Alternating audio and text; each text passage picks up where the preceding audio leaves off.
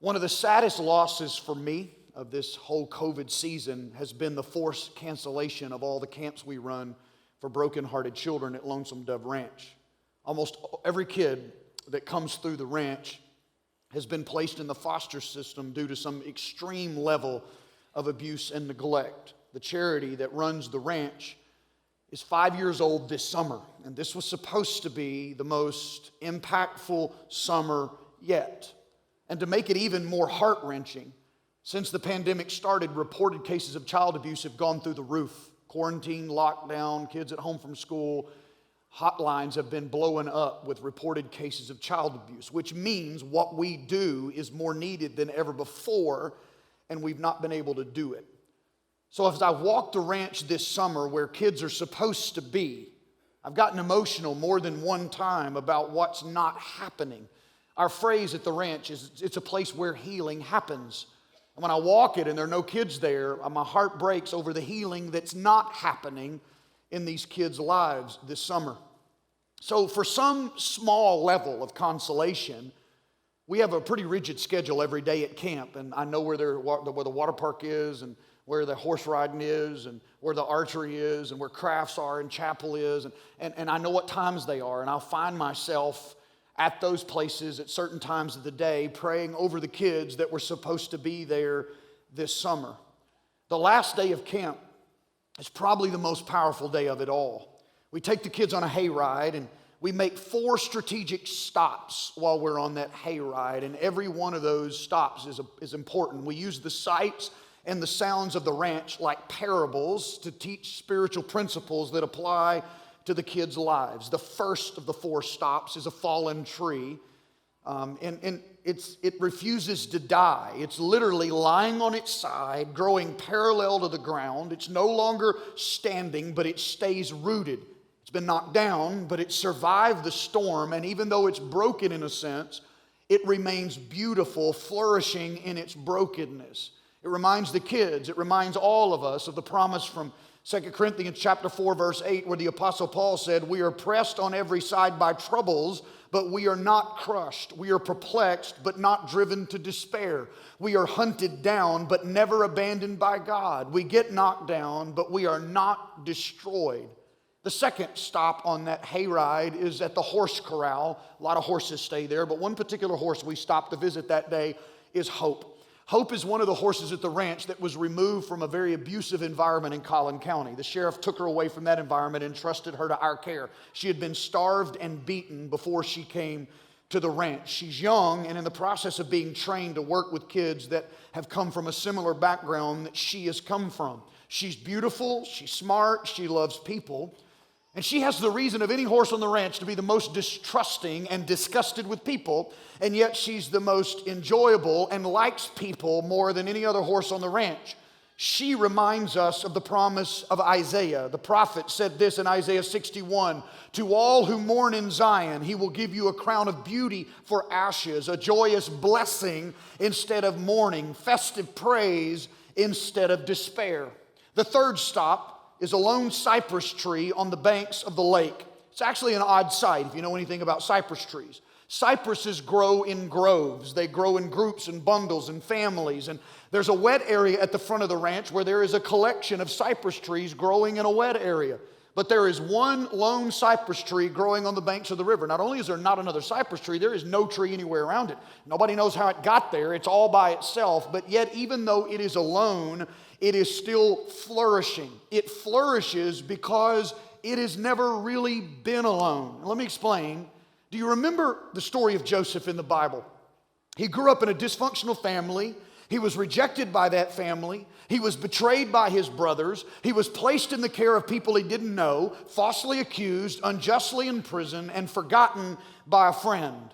But over and over again, when you read the Joseph narrative in Genesis, from Genesis 37, chapter 37, all the way to chapter 50, over and over again, you hear this phrase being repeated about Joseph's life. "And the Lord was with Joseph." It looked like he was alone. He may have felt like he was alone, but he was never alone. When we stand by that lone cypress tree on the banks of the lake, we remind the kids of that old song, "Though none go with me, still I will follow." We remind them of that powerful statement Max Lucado made that says this: if you're going to direct the orchestra, you have to turn your back on the crowd. We tell the kids, God didn't cause your aloneness, but He will use it. He will set you apart. If you'll trust Him, He'll unleash His purpose for your life, even if you're the only one committed to Him.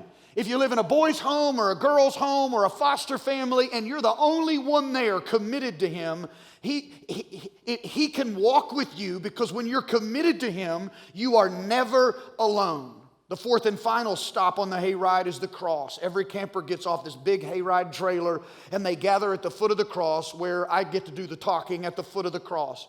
Now, I know you're old and you've lost your ability to play like, all right? But I'm going to ask you to play like with me, okay? I can't take you to the cross, but I'm just going to give you the little talk I give on the fourth stop. And so you pretend you're the kids. They're ages 6 to 12. You pretend you're the kid, just got off the hayride, and we're at the foot of the cross. I would say something to you just like this: hey guys, I'm so glad that you came this week to Lonesome Dove Ranch. This place exists for kids just like you. You probably see me running around the ranch all week, but you don't know my story.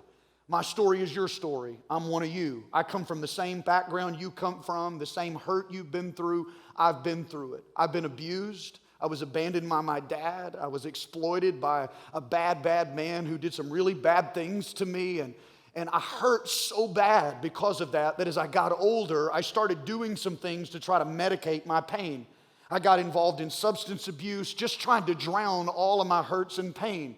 And that led me to do things that I'm not proud of. I lied, I stole it, and I've stolen a lot of other things I really don't want to talk about. I don't even want to tell you about. But one day somebody invited me to church and I met Jesus. And after I started growing in my walk with Jesus, it was almost like He knew the holes in my heart from my dad leaving, and He knew the hole in my heart from the man that had abused me and hurt me bad. And He started pouring Himself into those holes and filling those gaps and healing my heart. And one by one, He started pulling the barbs out of the wires of addiction that had wrapped themselves around me. He made me a new person. And I was so grateful and excited about what He did in my life, I started promising Him, if you'll keep doing this in my life, I'll spend the rest of my life making sure everybody knows what I know, that everybody I can possibly influence will experience what I've experienced. And that's the reason why this whole place is here. That's the reason why Lonesome Dove Ranch is here. That's the reason this camp is here, is to remind you that no matter how bad you hurt, if you'll open your life to Jesus, He can restore that hurt and make something beautiful out of the pain in your life. That's what He's done with this place, and that's why we're here. And I tell them, here's what I want you to do. I'm giving every one of you a rock. It's a big white rock. On the front side of that rock, I want you to write everything that hurts you that you want to leave with Jesus today at the foot of the cross. I want you to write it all down. I want you to put your hurts on the front. Maybe it's things you've done to hurt people. Maybe it's things that have hurt you. I want you to write them down. I want you to leave them here. We're going to give them to Jesus today. On the other side of that rock, I want you to write down dreams, hopes, things that you have in your heart. Maybe you don't even, it seems impossible right now, but you want God to do in your life. I want you to write those on the other side of the rock, and we're just going to leave them at the foot of the cross. On your screen is a picture of where they leave these rocks. This is a picture from a few years ago, and there are hundreds and hundreds of rocks that children have left at the base of this cross over the last 5 years now. I want to just give you some insight on the hurts and devastation that are left there. One of the rocks says this: this was the dream written on the back, to get adopted by my new family, to forget what that guy did to me and pray for me. And then here's another rock. It simply says, bad people not hurt me anymore. And here's another one. It's divided up into 3 categories: hurt, sin, and abuse. Hurt, I've been around drugs. Sin, I need you to forgive me. He's talking to God there. And abuse, by extension cords, brooms, and hands. The devastation, these 6 to 12-year-old kids leave. And if over and over again you go to the rocks, their dream, I want to be adopted, I want to be adopted, I want a family, I want to be adopted. You see it over and over again. That's their aspiration. And it's at this moment where I remind every one of them of the statement that Joseph made in Genesis chapter 50, verse 20. I call it the Genesis 50-20 principle, and it's a guiding principle of my own life. This is what Joseph, now that he's the command of Egypt, he holds the purse strings of all of Egypt. He has the power to retaliate and now get back at the brothers who betrayed him. And with that power in his hand, this is what he says to him: you intended to harm me, But God intended it all for good. He brought me to this position so I could save the lives of many people. You hurt me. You did it for evil. But God has taken the evil that you have meant for my life and used it for my benefit and for His glory. He positioned me to save the lives of many people. That's our calling at the ranch, is to uncover those dormant dreams buried beneath the devastation these kids have lived through. And in some way, we hope to start the healing process and help them discover the divine destiny that is in every single one of their lives. And as I've walked around the ranch this summer praying for the kids that should be there that are not, I keep feeling the gentle nudge of the Holy Spirit encouraging me to encourage you. There are some of you here today that are not that far removed from the kids we serve at the ranch. You may not have the same story that they have, but you're asking some of the same questions in a more complicated way. I think all of us connect with the Joseph story in some way. He was a dreamer, a kid with a God-given destiny, and life did everything it possibly could to rob him of his dream and derail his destiny. Joseph's story from Genesis 37 to Genesis 50 is a story of devastation, dormant dreams, and divine destiny. And the kids that come through the ranch, they identify with that story. I know I identify with that story, and I would say a great majority of us, and those of you watching online, you connect with that story as well. I don't have 1,000 rocks to pass out today over the course of the weekend, and I don't have all the people that are watching online. I can't get rocks into your living room, but I want you to play like with me for a moment. I want you to imagine what you would leave at the foot of the cross if you were one of those kids with me there on the last day of camp. What would you write on your rock? What devastation that has happened to you would you leave on the one side? And what dream are you asking God to resurrect that you would write on the other side? I want to talk about that devastation for a moment, and I want to do it within the context of Joseph's story. I'm not going to read 13 chapters of the Bible, but let me just summarize it for a moment. You know it. Most of you do.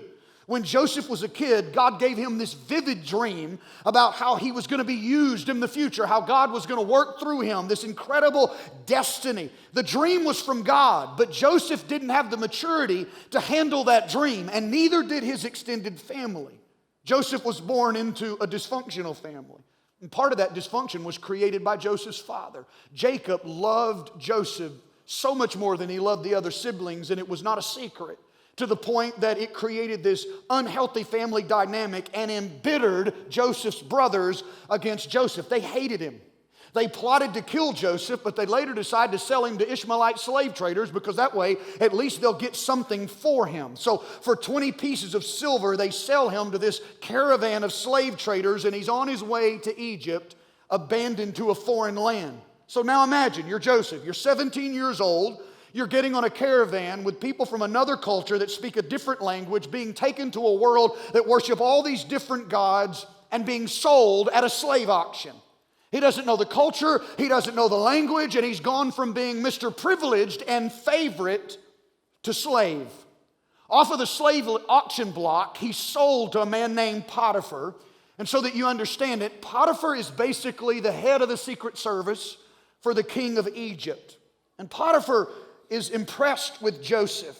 Joseph has incredible integrity and incredible talent. He's administratively gifted. He's a strategic thinker. He can implement a plan. And Potiphar sits back and watches everything that Joseph touches flourishes because the favor of God is on Joseph's life. Potiphar's a pretty smart guy. So he eventually turns everything over to Joseph and gives him access to his entire estate. And the scripture says that with Joseph in charge, Potiphar didn't have to worry about anything. But in time, Potiphar's wife takes notice of Joseph. She tries to seduce him. But Joseph says this, it's the way it's recorded in Scripture. I will not betray your husband who's been good to me, and I would never do this against my God. Even in the face of devastation, Joseph held on to his convictions. Potiphar's wife falsely accuses Joseph, and he's unjustly thrown into prison. While Joseph is in prison, some of the gifts that have been dormant in Joseph's life are forged, and the gifts under the adversity of prison start coming to the surface of Joseph's life. He has this supernatural ability to interpret dreams, and he interprets the dreams of some of his prison mates One of those is a man who would go on, get out of prison, and become the cupbearer of the king. Before he left the prison, he made Joseph a promise. I will remember you when I get out, and I will tell the king about your story. But he forgot Joseph and leaves him sitting unjustly in prison for several more years. A lot of us can relate to Joseph. We come from dysfunctional families. We understand rejection. We've been abandoned, betrayed, falsely accused, and forgotten by friends. It's in those seasons of life that we start picking up those rocks and putting them in our backpack and taking them on the journey with us. Rocks of anger, rocks of resentment, rocks of bitterness. We let them burden our lives. We let them become a part of who we are. We let them start defining us, and they end up derailing us from our God-given destiny. Joseph faced the same unimaginable devastation in his life, but instead of letting it break him, he let it make him.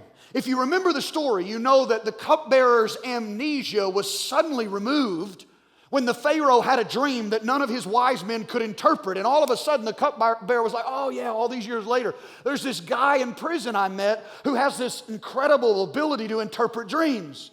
So Pharaoh calls Joseph on the scene. Joseph accurately interprets the dream, gives wisdom to the Pharaoh. All of Egypt and the known world is saved because of the plan God put in place through Joseph and his ability to interpret dreams. When the Pharaoh called Joseph before his throne that day, can you do this for me? Here's Joseph's response. Genesis 41 verse 16. It is beyond my power to do this, Joseph replied, but God can tell you what it means and set you at ease.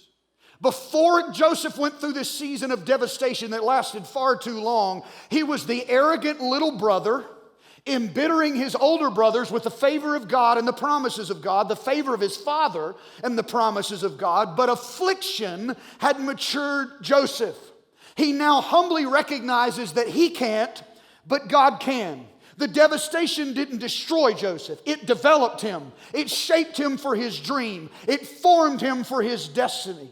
You see, when you go through things like Joseph, like a lot of us have gone through in our life, you have three choices when you face devastation. Really, it all boils down to these three choices. Whether it's devastation that happened somewhere way, way back in your past, or it's devastation that has come up on you recently through this pandemic. You only have three choices. Number one, you can fight the circumstance and the people and become bitter. Number two, you can surrender to them, the circumstance and the people, and become a weakened victim.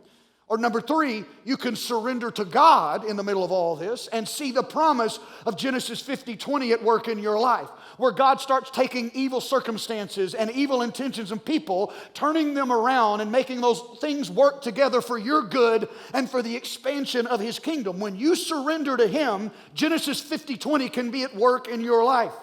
When Joseph surrendered to God, the afflictions of his life were like a chisel in the hand of a sculptor, forming him into the man that God needed him to be to fulfill the destiny in his life.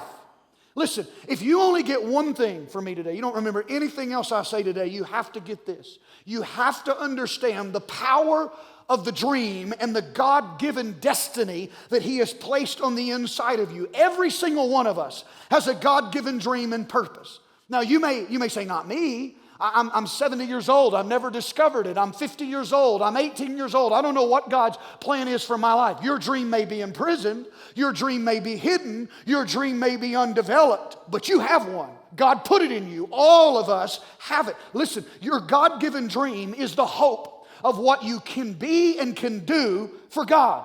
Here's what the Apostle Peter said, 1 Peter chapter 4. God has given each of you, none of us left out, God has given each of you a gift from His variety of spiritual gifts. Use them well to serve each other.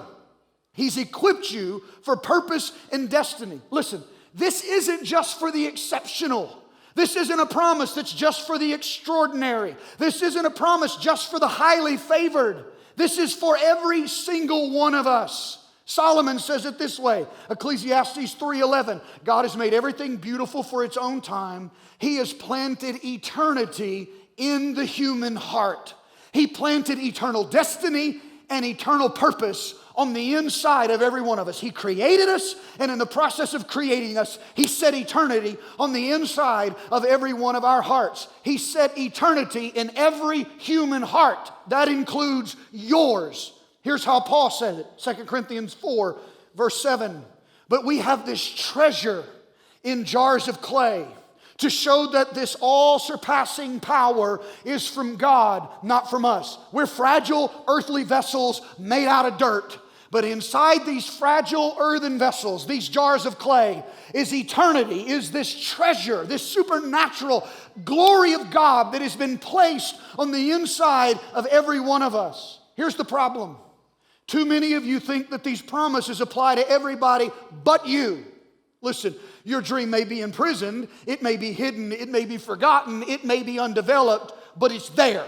How do I know? Because God said it's there. The Word of God says it's there. And just knowing it is there can sustain you in the hardest days of life.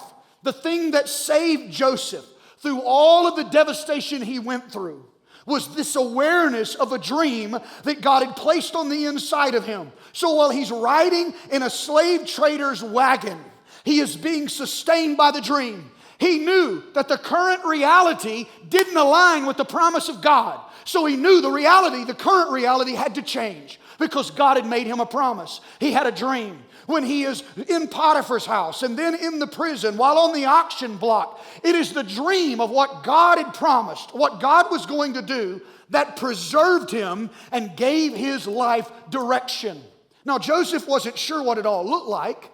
He wasn't certain about how it was all going to turn out in the end. He knew with everything in him that God had given him a promise, that God had planted destiny in his life, that there was divine purpose. And it was that knowing that gave him direction, preservation, and sustenance. In the face of rejection by loved ones, abandonment by family, enslavement, false accusation, unjust prison sentences, this deep knowing that God's purpose for his life was going to transcend all the devastating things in his life is what kept Joseph sane. It's what kept him faithful. It's what kept him focused. So much so that when you get to the end of the Joseph narrative, Joseph is now in charge of Egypt. He has power over everything. He can take revenge. And he looks at his brothers with incredible grace and says, "You meant it for evil, but God used it for good."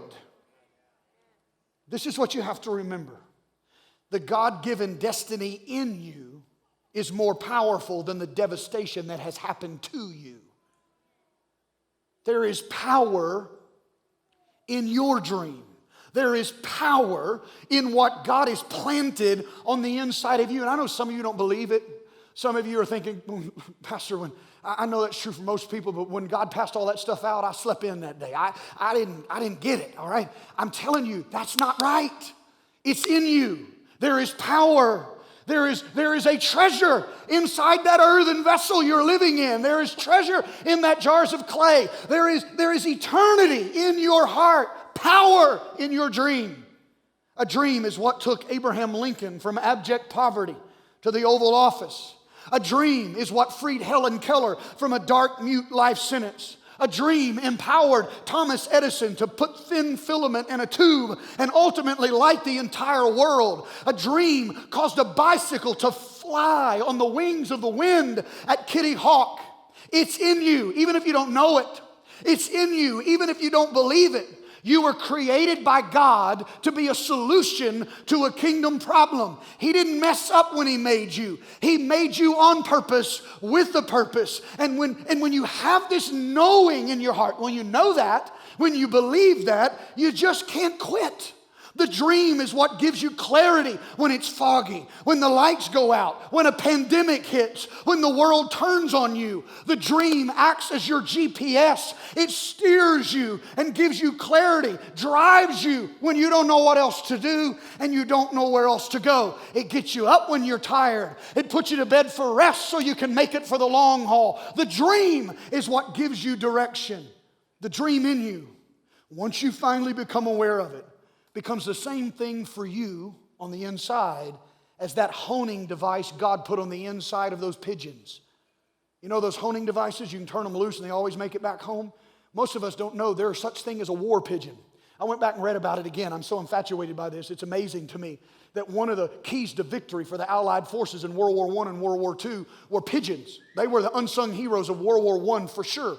Let me tell you how it happened. The U.S. military literally kept pigeon roost in their post as they were advancing the front lines in World War I. When pilots would go up to take reconnaissance flights behind enemy lines, they would actually take a cage of pigeons with them in the airplane. When they would see what the enemy was doing and they needed to get that word back to the decision makers in a U.S. military base or a camp, they would write it down and they would attach it by a leather bundle to a pigeon's leg up in the air of the plane. They would throw the pigeon out and the pigeon would fly back to its roost and the general would get this intelligence. The same was true of the infantry on the ground forces. Literally, I saw black and white pictures of this as I was reading about this. You got all these military things, the backpacks and the guns, and there's one guy carrying 2 pigeon cages.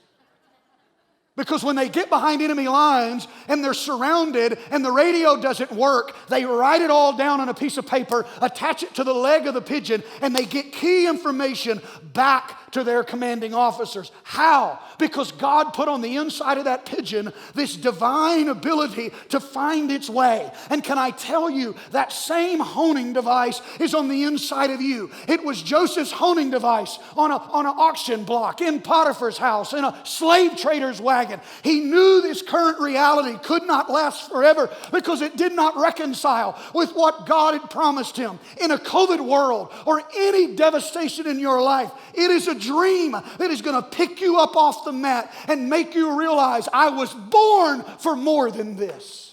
An awareness of a dream. Without it, you're directionless.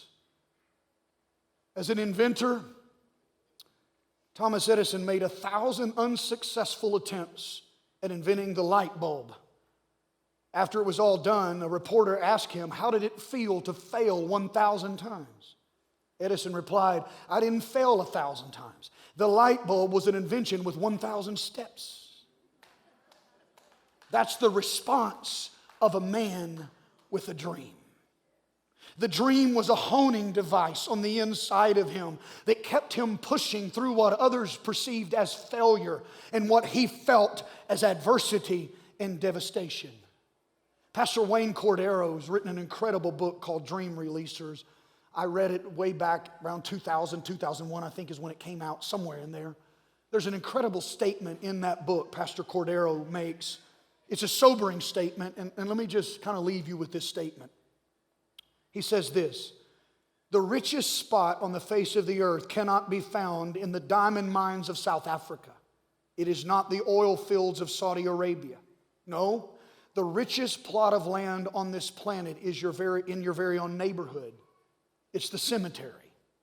The graveyard is the wealthiest place in all of creation. Beneath those rectangular pieces of sod lie countless unsung melodies and unwritten poems. The grassy plots overflow with brilliant ideas that could have transformed entire communities, rehabilitated the lost, and brought hope to the weary. Our burial grounds reek with unattained successes and unrealized dreams. And what I just stopped by today to tell you is don't take the treasure that God put in you to the grave. There's enough buried treasure already there. We need your gift. The church needs your gift. The world needs your gift. The kingdom needs your dream. I said this earlier. I'm going to say it again next week. I believe this with every fiber of my being. This is the way I lead people, the way I pastor a church. It's one of my core values. I believe that every human being is a solution to a kingdom problem. Every prisoner, every abused child, every drug dealer, every prostitute, every deacon, every pastor, every human being was created by God to be a solution to a kingdom problem. You have destiny and divine purpose. Next week, I want to spend a little more time talking to you biblically about how you discover the dream. How do you uncover the treasure? And then how do you develop it? So when the archer reaches back in his quiver to pull you out and deploy you for service, that you're ready. How do I get ready? I want to help you do that next week, but it has to start with you knowing eternity's in my heart. There's a treasure in this earthen vessel. I am a solution to a kingdom problem. If you don't believe that, and you can't believe it because I told you, you got to believe it because you see it in the book. That God says it about you. And once you start believing that awareness changed the way I lead people. That awareness changed the way I live my life. That awareness will change the way you live your life. And it'll change the way you navigate seasons just like this one.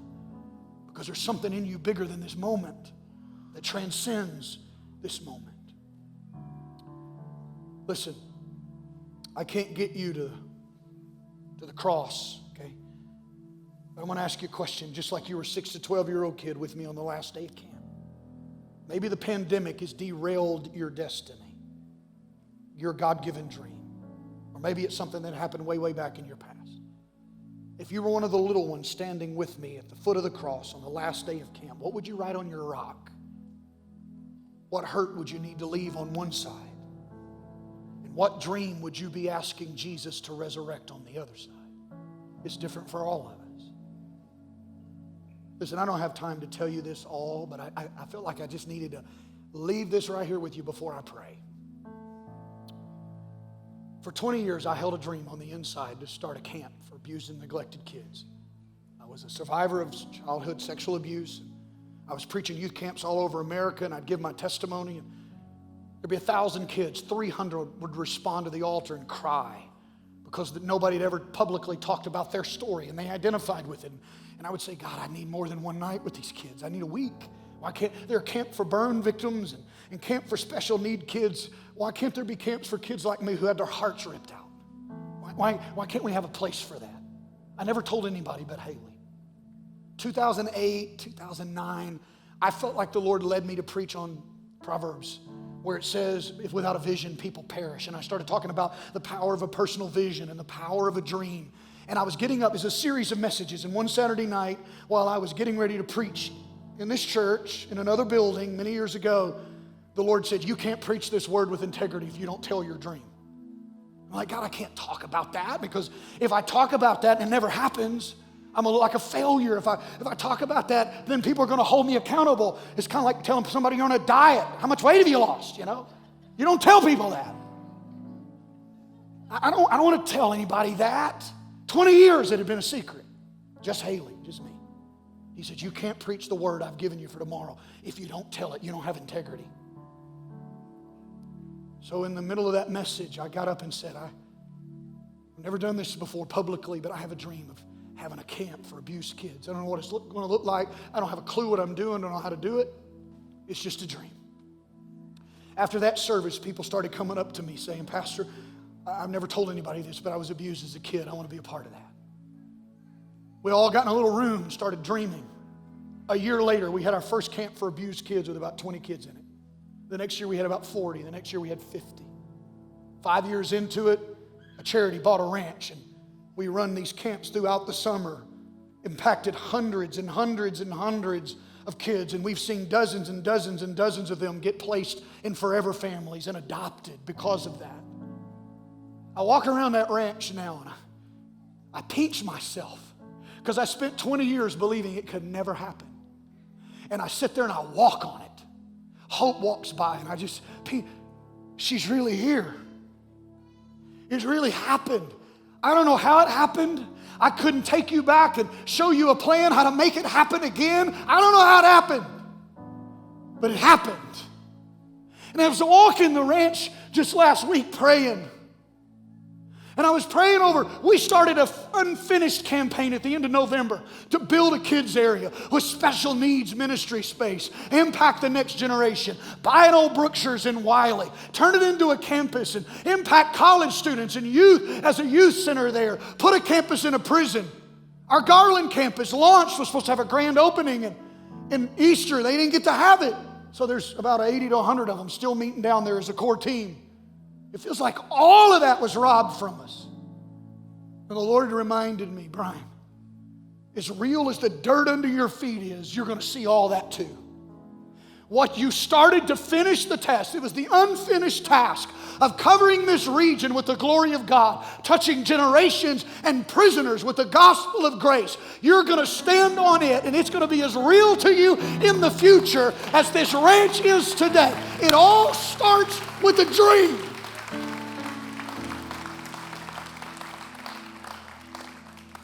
We're going to finish the task in Wiley, in Garland, in Durban, South Africa. When these men come out of lockdown in that prison, we're going to be there singing, God is good and His mercy endures forever. Maybe by the end of September, there'll be special needs kids running in an area in the back of this house with 3 new children's auditoriums. It's going to happen. God's going to keep His promises.